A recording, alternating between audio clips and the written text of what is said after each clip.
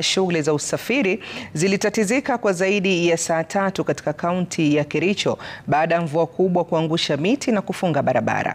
Iliwabidi wakazi wa eneo la Kusumek kufika katika barabara hiyo na kusaidia kuondoa miti hiyo ili wasafiri waweze kuendelea na safari zao.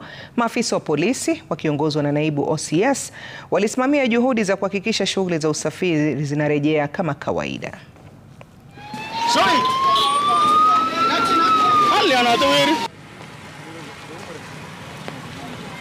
Nafikiri shida ni kwamba magari yanatokezea upande zote mbili na inakuwa ni vigumu, hasa kwa vile kuna trailer imefunga ile nafasi kidogo ambayo magari yalikuwa yanapenya.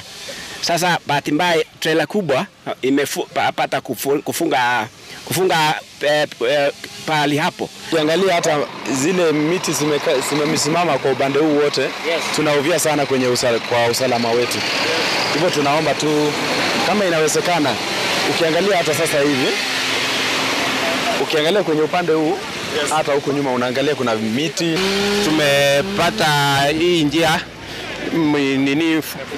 umefunguka na kwa miti imefunga barabara juu karibu 2 hours, magari imekuwa congested.